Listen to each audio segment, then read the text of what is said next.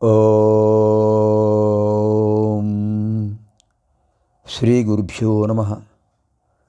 నమో దేవ్యై మహాదేవ్యై శివాయై సతతం నమః.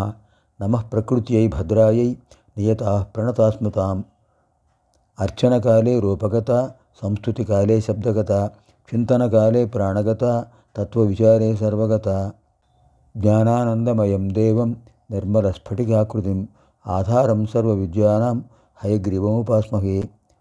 వ్యాసాయ విష్ణురూపాయ వ్యాసరూపాయ విష్ణవే. నమో వై బ్రహ్మనిధయే వాసిష్ఠాయ నమో నమః. ఓం ఐం హ్రీం శ్రీం శ్రీమాతే నమః. ఓం ఐం హ్రీం శ్రీం శ్రీమాతే నమః. ఓం ఐం హ్రీం శ్రీం శ్రీమాతే నమః. ఓం ఐం హ్రీం శ్రీం శ్రీమాతే నమః. ఓం ఐం హ్రీం శ్రీం శ్రీమాతే నమః. ఓం ఐం హ్రీం శ్రీం శ్రీమాతే నమః. ఓం ఐం హ్రీం శ్రీం శ్రీమాతే నమః. ఓం ఐం హ్రీం శ్రీం శ్రీమాతే నమః. ఓం ఐం హ్రీం శ్రీం శ్రీమాతే నమః.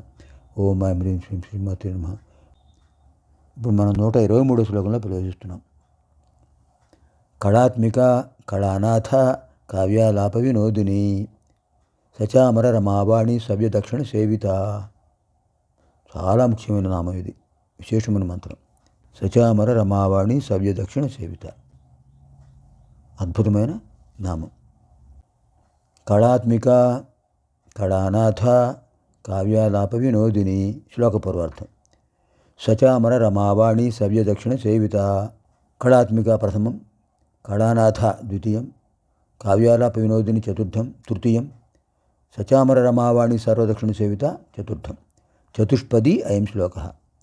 ఈ శ్లోకంలో 4 పదాలు ఉన్నాయి. మొదటిది ఏమిటి? కళాత్మిక. కళాత్మిక కళలు అమ్మవారి రూపాలే. ఏమిటండి కళలు? చతుషష్ఠి కళలు ఉన్నాయి. చతుషష్ఠి కళలు, 64 కళలు. మనకు 5 గుర్తుంటాయి ఎక్కువగా. లలిత కళలు, సంగీతం, నృత్యం, కవిత్వం, చిత్రకారిత్వం, శిల్పకారిత్వం. ఈ 5 ముఖ్యంగా భావిస్తాం మనం. కానీ ఈ 5 కాకుండా విశేషమైన కళలు ఇంకా ఉన్నాయట. మొత్తం 64 కళలు. కళ అంటే నైపుణ్యం. వైద్యం ఒక శాస్త్రం అయితే చికిత్స ఒక కళ. వైద్యశాస్త్రం చదివిన ప్రతివాడు చికిత్సలో గొప్పవాడు కాలేకపోవచ్చు. అది కళ, ఆచరణాత్మకమైనది. అంచేత అటువంటి విశేషమైన నైపుణ్యాన్ని అందిస్తారు కనుక అమ్మవారిని కళాత్మిక అన్నారు. సమస్త కళలు అమ్మవారి రూపాలే. ఆ నైపుణ్యం ఉంటుంది ప్రతి పనిలోనూ. అమ్మవారిని కళాత్మిక అన్నారు. కళలయే స్వరూపంగా కలిగినవారు. కళలు తమ స్వరూపంగా కలిగినవారు. కళానాథ. కళానాథ అంటే కళలకు నాథుడు. కళలకు నాథుడు ఎవరు? మామూలుగా అయితే చంద్రుడు అంటాం. షోడశ కళా పరిపూర్ణుడు, 16 కళలతో ప్రకాశిస్తుంటాడట. కానీ ఇక్కడ అమ్మవారి గురించి కూడా ఆ మాట చెప్పారు కదా. అంతకంటే ఎక్కువైన నామం ఇది. కారణం కళలకు నాథత్వం కలిగిన వారు. నాథత్వం ఏమిటి? రక్షకత్వం. కళలను రక్షించేవారు. అమ్మవారు కళలను రక్షిస్తూ ఉంటారు. అమ్మవారి రక్షణ లేకపోతే ఏ కళ కూడా ఇంతవరకు నిలిచేది కాదు. అద్భుతమైన ప్రక్రియలు వస్తున్నాయి, సాహిత్య ప్రక్రియలు. అలాంటి విశేషమైన సాహిత్య ప్రక్రియలు అమ్మవారి యొక్క దివ్యానుగ్రహమే. అందుకని అమ్మవారిని ఏం చెప్పారు? అమ్మవారిని ఏమంటున్నారు? కళానాథ అన్నారు. కవిత్వం, శిల్పం, నృత్యం ఇలాంటివన్నీ కూడా కళలు, విశేషమైన కళలు. ఈ కళలన్నిటికీ రక్షకురాలు ఎవరండి? అమ్మవారే. కళానాథ. కావ్యాలాప వినోదిని. కావ్యాలాప వినోదిని. అమ్మవారు మణిద్వీపంలో కూర్చున్నారు వేదిక మీద. చుట్టూ శాస్త్ర చర్చలు జరుగుతున్నాయి. వసుంజాది వాగ్దేవతలు వివిధ కావ్యాలు చెబుతున్నారు, సంస్కృత కావ్యాలు.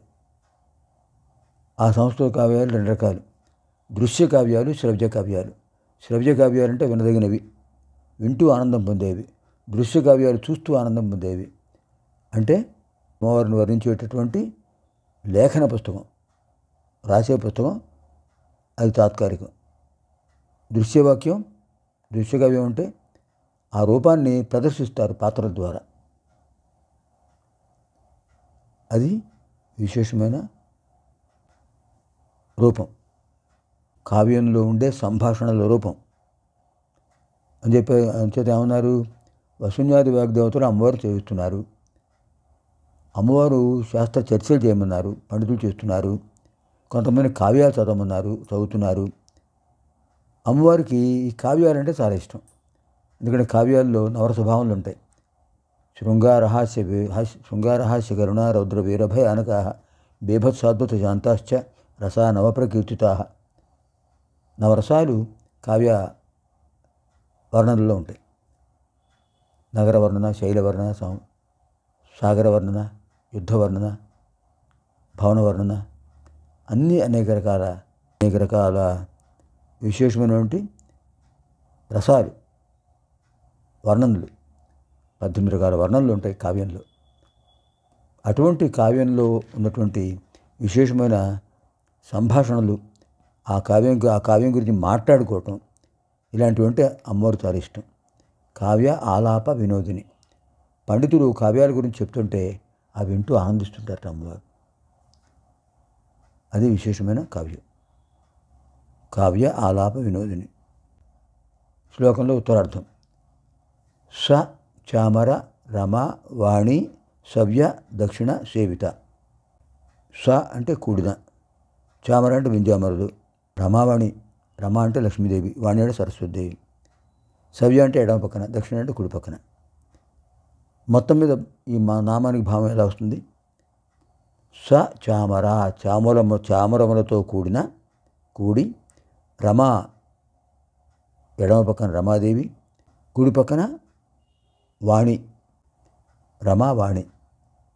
రమ వామభాగంలో ఉన్నారు, వాణి వామభాగంలో ఉన్నారు. మధ్యలో జ్యోతిస్వరూపిణి కనిపిస్తుంది. ఎంత అద్భుతమైన ఊహ చూడండి. ఒకసారి మనం ఈ శ్లోకం యొక్క భావనను మననం చేసుకుంటే ఎంత ఆనందం కలుగుతుంది. ఒక ఎడం పక్కన రమాదేవి, కుడి పక్కన సరస్వతీదేవి చామరాలు పట్టుకుని వీస్తున్నారు, అమ్మవారు సేవిస్తున్నారు. స చామర రమ వాణి సవ్య దక్షిణ సేవిత. స చామర, చామరములతో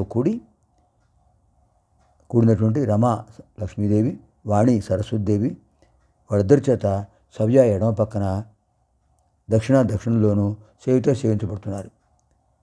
మీరు అమ్మవారి చిత్రపటాలు చూడండి, కొన్ని చోట్ల విగ్రహాలు కానీ చిత్రపటాలు కానీ, మధ్యలో అమ్మవారి విగ్రహం ఉంటుంది.